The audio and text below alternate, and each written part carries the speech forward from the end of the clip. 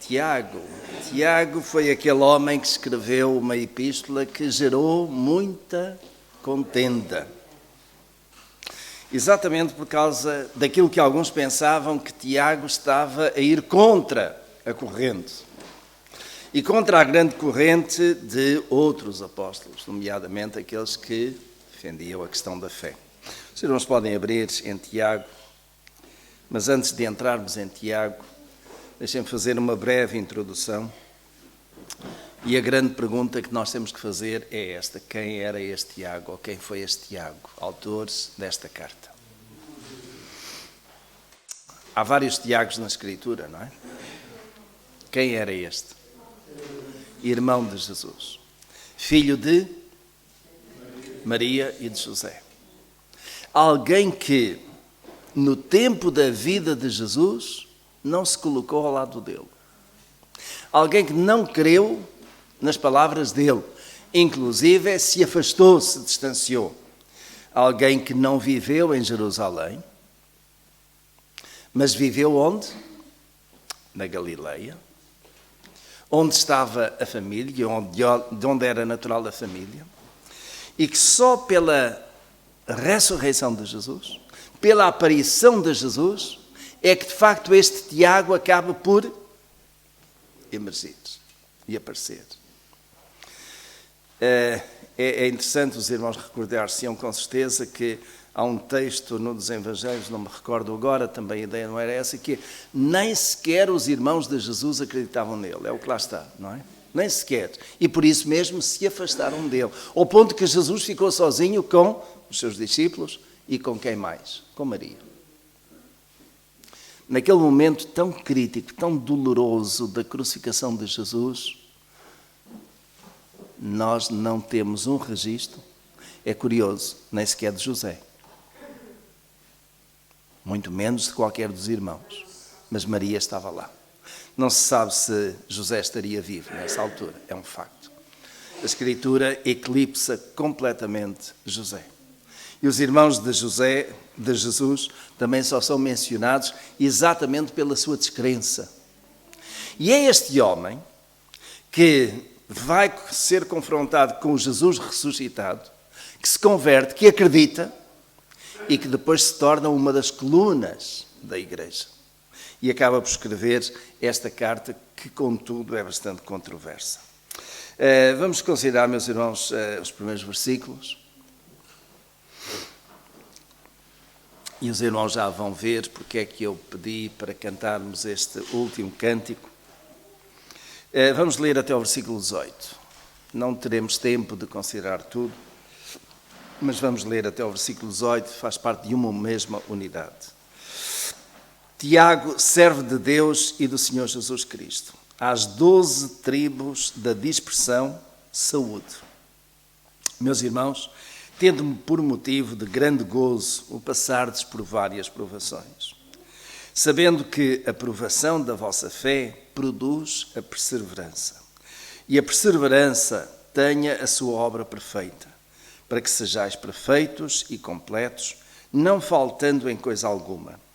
Ora, se algum de vós tem falta de sabedoria, peça a Deus, que a todos dá liberalmente e não censura, e ser-lhe-á dada. Peça, porém, com fé, não duvidando, pois aquele que duvida é semelhante à onda do mar, que é sublevada e agitada pelo vento. Não pense tal homem que receberá do Senhor alguma coisa, homem vacilante que é e inconstante em todos os seus caminhos. Mas o irmão de condição humilde glorie-se na sua exaltação, e o rico no seu abatimento, porque ele passará como a flor da erva. Pois o sol se levanta em seu ardor e faz secar a erva, a sua flor cai e a beleza do seu aspecto perece. Assim murchará também o rico em seus caminhos. Bem-aventurado o homem que suporta a provação, porque depois de aprovado, receberá a coroa da vida que o Senhor prometeu aos que o amam. Ninguém sendo tentado diga, sou tentado por Deus, porque Deus não pode ser tentado pelo mal e Ele a ninguém tenta. Cada um, porém, É tentado quando atraído e engodado pela sua própria concupiscência. Então, a concupiscência, havendo concebido, dá à luz o pecado. E o pecado, sendo consumado, gera a morte. Não vos enganeis, meus amados irmãos. Toda a boa dádiva e todo o dom perfeito vem do alto, descendo do Pai das luzes, em quem não há mudança nem sombra de variação. Segundo a sua própria vontade, Ele nos gerou pela palavra da verdade, para que fôssemos como que primícias das suas criaturas. Vários aspectos aqui, que podíamos considerar 3 grandes aspectos, que são mencionados, mas antes disso, tem a apresentação. Tiago, servo de Deus e do Senhor Jesus Cristo. Claro que alguém convertido agora a Jesus, alguém que agora crê em Jesus, já não se apresenta apenas como servo de Deus, como faria qualquer judeu, ponto final, mas também como servo do Senhor Jesus Cristo. E é dirigido a quem? Às 12 tribos da dispersão. Os irmãos notam nisto alguma semelhança com a carta anterior que nós consideramos a carta aos Hebreus? A carta aos Hebreus foi dirigida a quem? Aos Hebreus dispersos, chamada diáspora. Hoje, às vezes, nós ouvimos falar dessa palavra. Até falamos, ou até ouvimos falar dela em relação aos portugueses, chamada diáspora portuguesa. Considera-se que em Portugal continental e ilhas vivem cerca de 10 milhões, mas outros tantos milhões estão espalhados pelo mundo fora já há muitos anos, não é? E por lá vivem e já têm muitos descendentes por lá. Mas é a tal diáspora, isto é, são os portugueses que vivem em outras terras e por lá estão. Neste caso concreto aqui, Tiago está a escrever esta carta a todos os judeus da diáspora que estavam espalhados por todas as partes do mundo. E isto, meus irmãos, já num período em que tinha acontecido o Pentecostes, tinha acontecido a Assembleia em Jerusalém, Assembleia essa que havia determinado que os gentios, na verdade, estavam a ser tocados pelo poder de Deus e a serem recebedores desta maravilha, desta graça que era a salvação através de Jesus Cristo.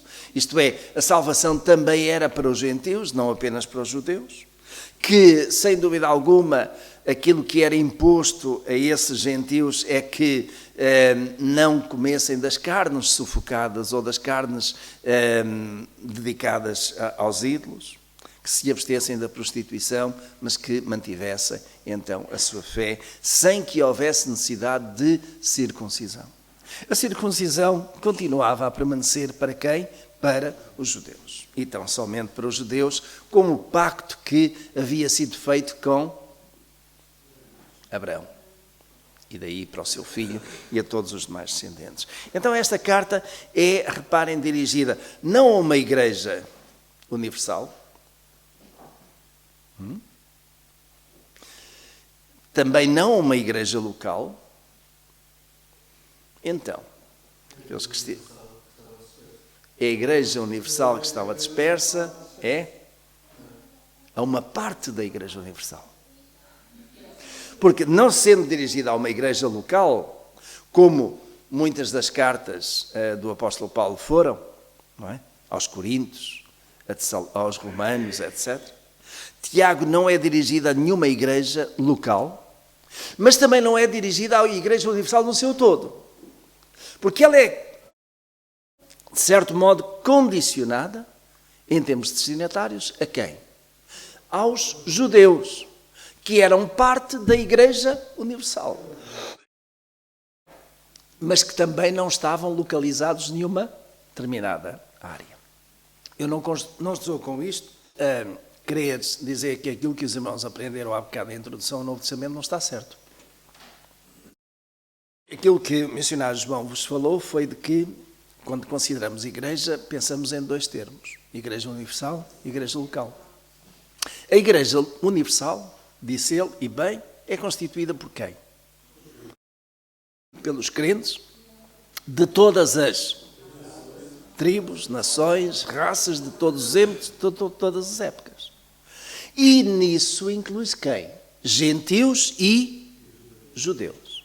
Então, esta carta é dirigida a uma parte da Igreja Universal, que é dos judeus daquele tempo, daquela época.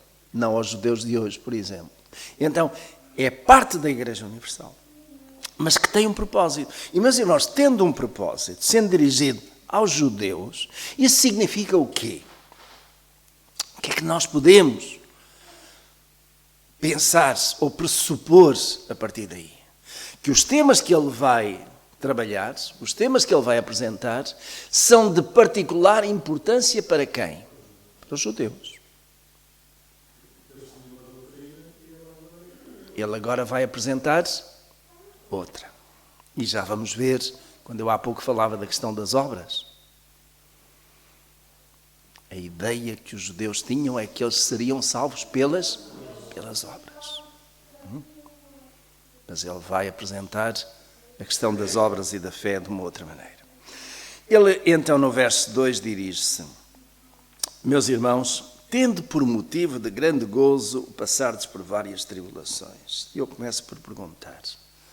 Os irmãos aqui ficam todos felizes quando têm problemas de saúde, quando passam por privações, tribulações, quando nos metem em problemas. Os irmãos saltam de contentes, não é? Porque há uma distinção clara mais adiante. Por isso mesmo eu vos falei que havia 3 temas ou 3 assuntos fundamentais que estão aqui neste conjunto de versículos. E notem, fiquem com esta ideia: provações, tentações e pelo meio ele fala em sabedoria. Estes são os 3 grandes pontos que ele coloca aqui para a nossa consideração. Primeiramente, meus irmãos, verso 2, tendo por motivo de grande gozo passardes por várias provações. Quem tem tentações, corte. Não é a tradução correta. Já vamos ver porquê. Vejam no verso 13, por exemplo. É logo a seguir, eu sei, mas vamos ao verso 13, quando ele fala aqui, sim, em tentação. Ninguém sendo tentado, como é que se tem a vossa tradução? Sim. Ninguém sendo tentado, diga, sou tentado por Deus. Alguém tem provação aqui? Não. Ninguém diga, sou tentado por Deus, porque Deus não pode ser tentado pelo mal e ele a ninguém tenta. E o verso seguinte, cada um, porém, é tentado quando atraído e engodado pela sua própria concupiscência ou cobiça, e depois vamos ver. Estão a ver a questão de tentação? Tentação está definida aqui, ou seja, há uma coisa que, primeiro, não vem de Deus, segundo, é para a nossa queda. Leva-nos a afastar-nos de Deus.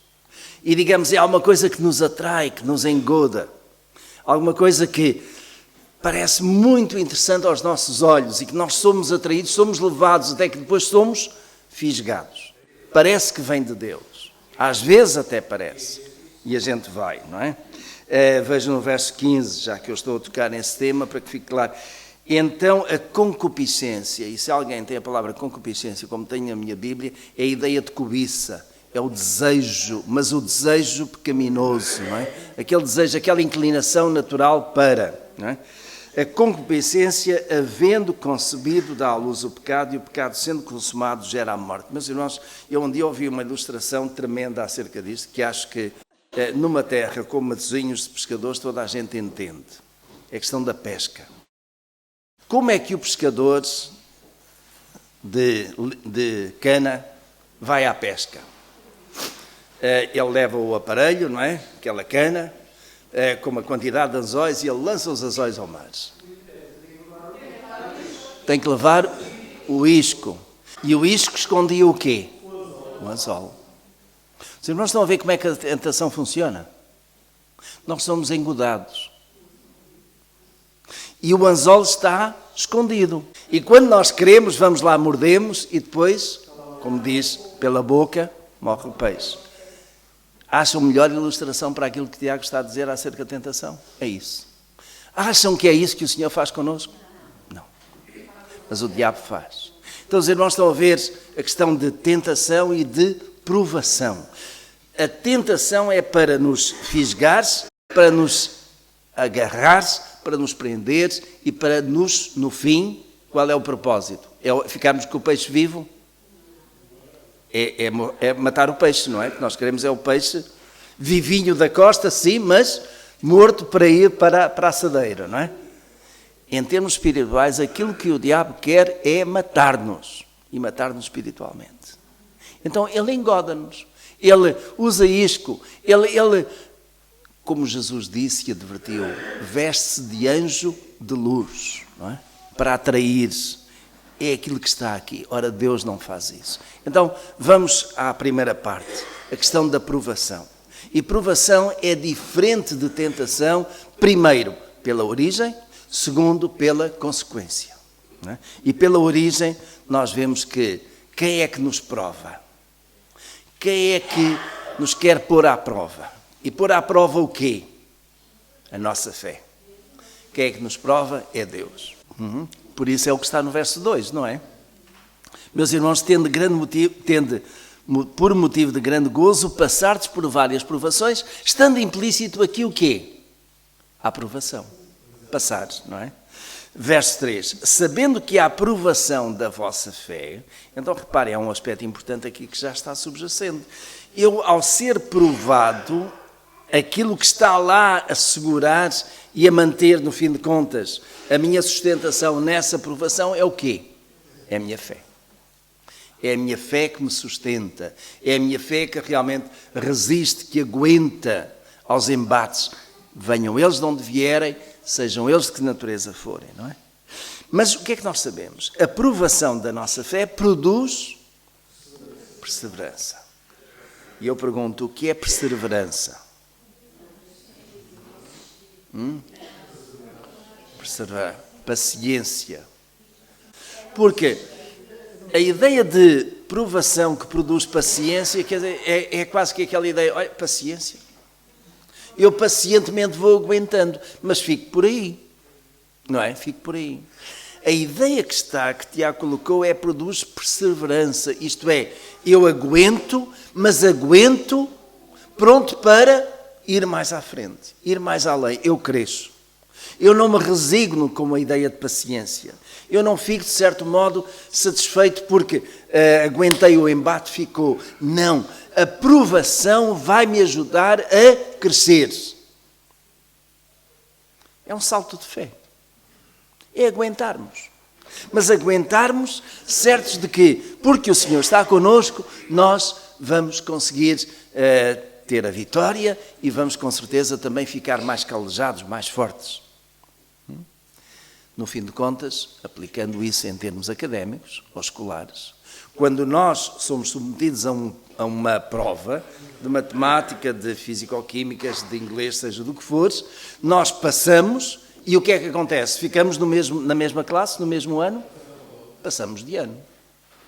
Então, meus irmãos, a ideia é a mesma aqui. Quer dizer, na medida em que eu sou provado e a minha fé me sustenta, eu consigo dar um passo mais além. E fico mais firme. E posso dizer, esta já passei, venham outras, não é? E no caso da Tita, então, que estamos a falar e a ver a Tita agora. Mas como é que era a fé da Tita há 5 anos atrás ou há 6? Nem o Zé vinha. E a Tita pensava em quem? Ou onde? Fátima. Nos santos. Porque foi assim que ela foi ensinada. Então a prova naquela altura, e eu lembro-me, alguns de nós estávamos em Guimarães, quando eu recebi o telefonema do Zé a dizer, pastor, a minha esposa está desesperada porque nós tivemos esta notícia. Os médicos não sabem o que fazer com a nossa filha. E nós reunimos o grupo lá em cima no monte e orámos. E não foi naquele dia, porque já chegámos tarde, mas no dia seguinte eu fui ter com a Tita, ao hospital, e foi ali que ela aceitou o Senhor Jesus, que compreendeu. E aceitou na base de uma fé, num Deus que tudo pode, ainda que ela não visse esse Deus, mas passou a confiar nele. E a fé da Tita, que naquela altura podemos dizer, deixem-me usar a expressão, era assim, hoje é assim. Porquê? Tem sido prova sobre prova, provação sobre provação, e até que veio a provação maiores. Foi Deus ter-lhe levado a filha. Não acham provação maiores? Há provação maior do que essa? Nós podemos, meus irmãos, fazer o funeral dos nossos pais, mas enterrar um filho deve ser coisa dolorosa. E, no entanto, eles fizeram. E fizeram com o coração confortado pela presença de Deus. E hoje a Tita diz-me várias vezes aos domingos, pastor, durante a semana eu não me calmo. Seja às enfermeiras, que acham que eu já sou tonta, seja aos doentes e aos familiares, eu falo de Jesus. Estou certa? Continua a falar. Tu tens uma experiência de vida, tu tens realmente autoridade para aquilo que estás a dizer, porque tu passaste por situações tremendas. E a nossa fé é aprovada. E meus irmãos, quando ela é aprovada e aprovada, o que é que acontece? Não ficamos apenas na paciência, pois não. É o quê? Perseverança. Ou seja, perseverança tem a ver com a resistência. É a resiliência, sim, também, não é? No sentido de aguentar-se. Isso não significa que o embate, que a pancada não seja forte. Às vezes é muito forte, às vezes deixa-nos a tremer. É. Mas quando nós estamos firmes e sabemos em quem temos querido, então nós aguentamos a pancada e vamos para diante. É isso que Tiago está a dizer aqui, não é? Nós abanamos, mas não caímos, não é? Não caímos. Verso 4. E a perseverança tenha a sua obra perfeita, para que sejais perfeitos e completos, não faltando em coisa alguma. Quando alguém está completo, não lhe falta nada, não é? Mas maduro. O que é isso de maduro? Alguém que está maduro tem maturidade, tem capacidade de aguentar os embates. É diferente uma pessoa madura de uma pessoa que está verde, não é? Assim. E de certo modo atingimos aquele ponto de maturação, não é? É a chamada maturidade espiritual. E maturidade espiritual, meus irmãos, tem a ver com o ser capaz de aguentar estes embates que a vida nos traz. E às vezes são muitos e são dolorosos. E às vezes, meus irmãos, parece que vêm uns atrás dos outros, apanharam todos o mesmo comboio, vem tudo aí seguidinho. Não é? E nós ficamos ali, abana, mas não cai. Porquê? Porque temos a resistência, temos a resiliência, temos já uma experiência de vida que nos permite aguentar isso. Embora às vezes chegamos àquele ponto de dizer, Senhor, até quando? Não foi o caso de Jó? Ele quase que disse, Senhor, até quando eu não aguento mais? Até quando, Senhor? E na verdade nós às vezes chegamos àquele ponto que parece que tudo nos cai em cima e que nós não aguentamos mais. Mas eu creio, meus irmãos, que aí funciona, e vou ver se não erro, a morada, 1 Coríntios, capítulo 10, verso 13. Não vos sobreveio nenhuma tentação senão humana, mas fiel é Deus, o qual não deixará que sejais tentados acima do que podeis resistir. Antes, com a tentação, dará também o meio de saída ou escape, para que possais suportar. Isso é um versículo que eu aprendi quando ainda era jovem. Não veio sobre vós tentação humana. Digamos, aquilo que vem sobre nós não é mais do que aquilo. Deus só permite até onde nós conseguimos aguentar. Quando nós já não conseguimos, o que é que Deus faz? Ele dá o escape, dá o meio de saída. Foi o que fez com Jó. Já não aguentava mais. Ele deixa que nós sejamos tentados. O próprio Senhor Jesus foi tentado também, mas Deus também nos prova. Isto tem a ver com tentação. Provação, podemos dizer, estaria no mesmo. Deus não nos prova além daquilo que nós aguentamos. Deus não nos deixa ser tentados acima daquilo que nós podemos. Os irmãos entenderam a diferença? Deus não nos prova, Deus não nos deixa de ser tentados. Estão a ver? Deus pode provar, Deus prova-nos. Mas quanto à tentação, é Ele que deixa ou não deixa. Fiz-me entender? Voltando a Tiago. E no caso de Jó, sim. Jó veio e pediu uma série de coisas. E o que é que Deus disse? Vai, Jó, vai, mas não lhe tires a vida. Ali para, ali é o limite. Foi o diabo, sim. Foi o diabo, sim. Mas Deus colocou o limite.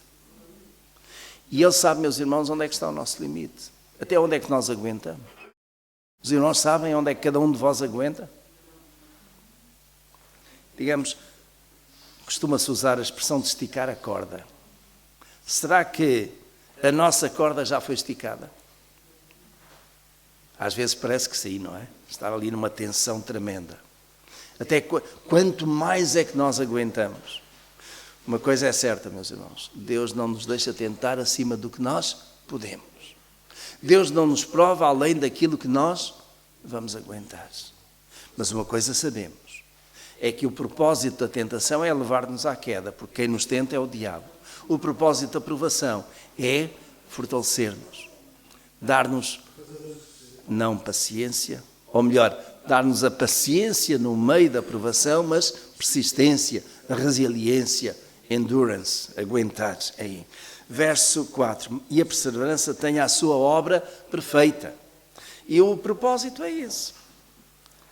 Ou seja, os irmãos já deram conta de que é através da provação que nós somos aperfeiçoados.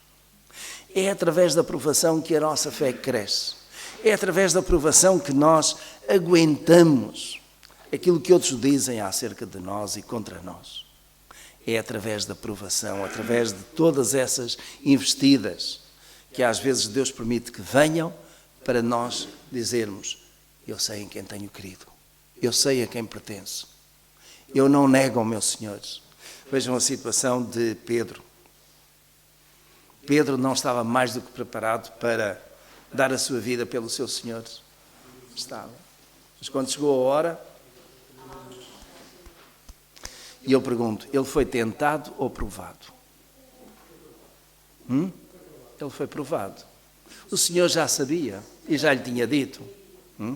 Então o Senhor permitiu que a provação viesse. E vejam de onde é que veio a provação, não é? A provação veio de outros, de várias situações. A fé e a relação de Pedro com Jesus foi provada naquela hora. Tu és um deles. Não, não sou. Meus irmãos, às vezes a nossa fé é provada. No dia a dia, no emprego, nas circunstâncias mais adversas. Tu és como um deles. E nós não gostamos de ter aquele dedo a apontar-nos, pois não? Então procuramos desviar-nos. Não, eu não sou. Deixa passar isso ao lado, não é? Pedro fez isso. Mas, meus irmãos, uma coisa interessante. Foi 3 vezes. Não foram 4, pois não. Pedro foi preso? Não foi. Andou ali a rodear.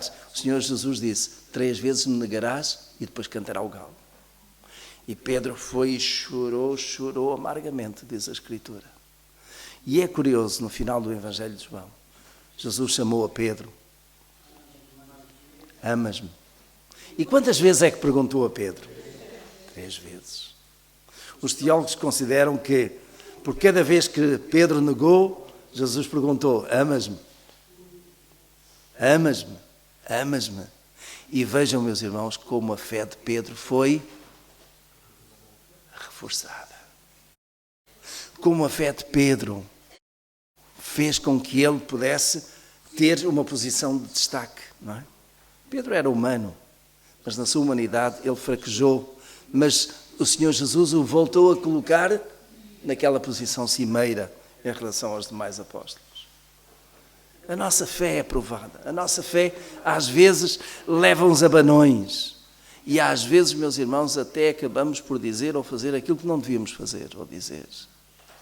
Mas quando somos aprovados, então é motivo de gozo, é motivo de alegria, porque nós acabamos por estamos mais amadurecidos, a nossa fé é mais amadurecida. Eu costumo dizer isto, eu hoje tenho uma fé que é racional. Por muito que isto vos possa causar alguma confusão, mas eu explico. Uma fé racional. Isto é, eu posso dizer, eu sei em quem tenho crido. Eu não creio num Deus de que a Escritura fala apenas. Eu creio num Deus de que a Escritura fala, mas também que me tem falado a mim, que tem estado na minha vida. Num Deus que se tornou pessoal. Num Deus que é uma realidade para mim. Eu não vi Deus. Não tive nenhuma experiência esotérica nesse sentido. Mas eu tenho sentido a presença de Deus. Então a minha fé não é uma fé vaga. Não é uma fé porque eu li. Um pouco, se quisermos, à semelhança da fé daqueles homens de Samaria, quando a mulher samaritana foi lá e lhes contou, e eles ouviram o que ela disse, e depois vieram à procura de Jesus. E ouviram de Jesus e depois voltaram-se para ela e dissemos, agora nós queremos, não porque tu nos falaste, mas porque nós também vimos e ouvimos. Meus irmãos, isso chama uma fé racional. É ver e ouvir, é ter essa experiência. Saulo de Tarso teve uma experiência de fé num Deus vivo que apareceu de uma forma tremenda. Jesus não tem aparecido a todos da mesma maneira, com certeza que não. Mas, digamos, ele quer estar presente connosco no dia a dia, quer tornar-se realidade, quer de certo modo mostrar que Ele está aí. E que é real para nós. E isso faz com que a nossa fé seja uma fé inabalável. Ao ponto de Paulo poder dizer, e nós temos um hino que vai nesse sentido, eu sei em quem tenho crido. Então, se eu sei, é um ato consciente do conhecimento, não é uma ideia apenas. Eu sei em quem tenho crido. E estou certo, bem certo, que Ele é poderoso para quê? Para guardar o meu depósito, não é? Até aquele dia. Isto é fé, meus irmãos. Daquilo que nós não vemos, e fé é isso mesmo, mas ao mesmo tempo uma fé que é tranquila. Não uma fé que vacila, não uma fé que duvida. Porque se a nossa fé duvida, então acaba por ser, digamos, uma fé muito à imagem de Tomé, antes de se encontrar com Jesus. Se eu não vir, se eu não puser o dedo, eu não crerei. Então, meus irmãos, a nossa fé tem que ser uma fé que está no Tomé renovado, num Pedro transformado, que realmente passaram por provações, mas Deus deu-lhes a vitória. O verso 12 termina aqui esta parte de provação. E, meus irmãos, eu creio que há alguma coisa que nos deixa tranquilos e alegres. Bem-aventurado, isto é feliz, o homem que suporta a provação.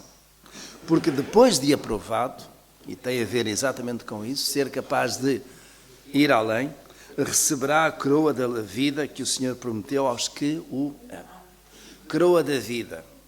E quando falamos aqui em coroa da vida, meus irmãos, há apenas 4 ou 5 coroas que são mencionadas na Escritura. Esta coroa da vida é uma delas. E está muito associado com aquilo que se passava naquela altura, em que alguns irmãos eram provados na sua fé e provados até à morte. E para alguns isso significava derrota. Para alguns isso significava acabou-se a tua fé. Mas para eles iriam receber a coroa da vida. Havia um prémio que de facto lhes estava destinado.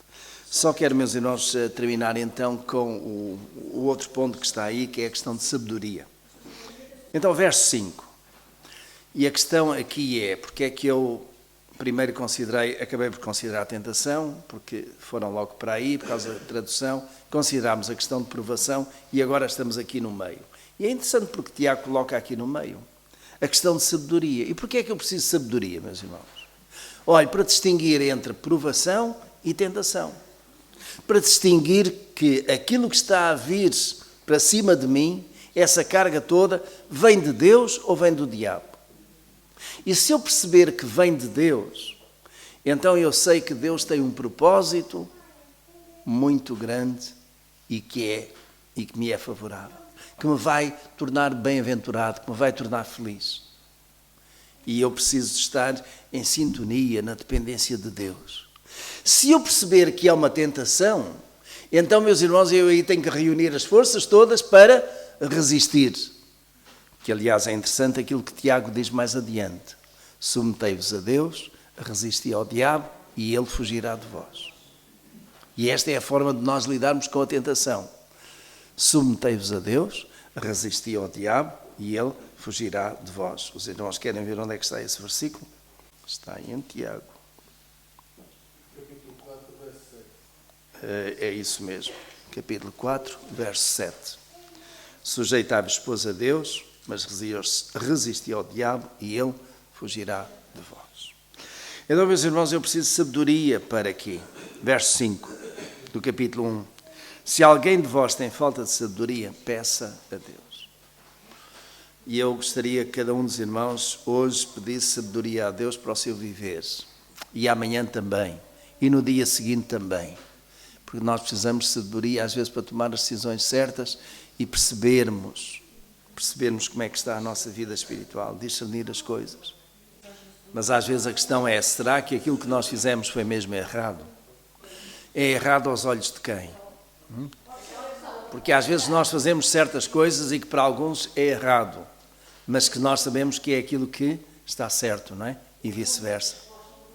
O mundo diz que nós somos loucos, é verdade. Não é? Agora, Deus castiga, sim. Sim, Deus castiga. E a palavra de Deus é clara nisso. Deus corrige aquele que ama. Deus corrige-nos porque nos ama. Assim como o pai corrige os seus filhos. Então a correção de Deus, que às vezes parece que Deus está zangado connosco, Ele apenas está a mostrar o seu amor, do mesmo modo que nós quando tratamos dos nossos filhos, não é? Não para prejudicar-nos, mas para nos corrigir, para nos trazer ao caminho certo. Porque nós estamos a desviar-nos. Quando erramos traz consequências, mas às vezes nós nem sofremos as consequências que merecemos dos nossos atos. Pela misericórdia de Deus. Não é? Mas o que é certo é que quando Deus nos corrige é porque Ele nos ama e Ele quer nos trazer ao caminho. Quando nós começamos a querer ir por atalhos, e Deus já sabia que os portugueses iam inventar esse provérbio. Quem se mete por atalhos, mete-se em trabalhos. Então Deus procura trazer-nos de novo ao caminho, para nos evitar de quê? Trabalhos, não é? Nesse sentido. Questão de sabedoria. Então, verso 5 para terminar. Ora, se algum de vós tem falta de sabedoria, peça a Deus, que a todos dá liberalmente. É assim que está a vossa tradução? Quer isso dizer o quê? Ele dá. Uma pessoa que é liberal no sentido de dar, é uma pessoa que dá com mãos largas. Deus dá liberalmente. E Ele não dá as pinguinhas, não dá só um bocadinho, Ele dá sabedoria, não é? Dá sabedoria. Dá liberalmente e não censura, e ser-lhe-á dado. Peça, porém, com fé, não duvidando. E depois faz aqui, naturalmente, alguma comparação com a questão da fé que duvida. E a fé que duvida é semelhante à onda do mar, ora está em cima, ora está em baixo. E quando a nossa fé é assim um bocadinho, anda na onda, ora está em cima, ora está em baixo. Alguém que está aí com uma fé, parece que vence tudo, e a seguir leva uma pancada e o que é que eu fiz a Deus? Não é? Então, a nossa fé não pode ser assim, tipo onda do mar, que oscila, deve ser uma fé mais constante. O que não significa que às vezes a nossa fé não, porque nós somos provados, somos tentados, a nossa fé está em causa. Aquilo que o diabo quer tirar de nós, meus irmãos, é a fé. Porque ele sabe que sem fé nós não conseguimos agradar a Deus e sem fé nós não vamos a lado nenhum. Então ele procura tocar-nos aí. Por isso é que muitos dizem, eu não tenho fé, eu não creio. Ou eu cá tenho a minha fé. Aqueles que são ateus dizem que não creem, não existe Deus. Não é? Não tem fé para isso. Mas também nós não podemos ter essa fé que é assim como as ondas do mar. Ora está em cima, ora está em baixo, digamos de uma forma assim muito constante e que depois bate nas ondas do mar e se desfaz tudo em espuma. Não é? A nossa fé não pode ser assim. tão leve, tão esporádica, não é? Não pense, verso 7, tal homem que receberá do Senhor coisa alguma, homem vacilante que é inconstante em todos os seus caminhos. Mas o irmão de condição humilde, glorie-se na sua exaltação.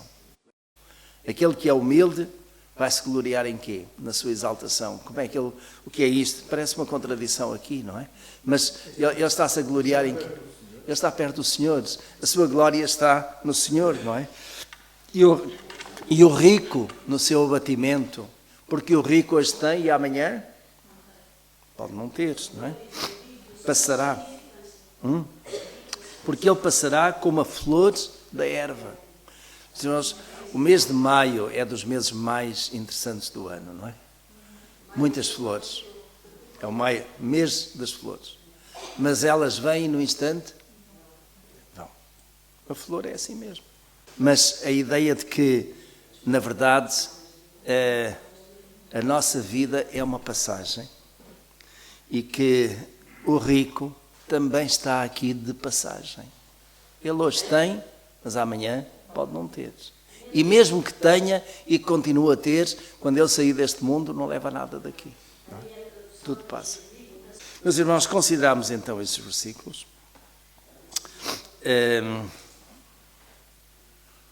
Para a semana, se Deus quiser, continuaremos. E vamos entrar exatamente em áreas, digamos, muito próprias, muito específicas em termos de vida cristã. E Tiago leva-nos a isso.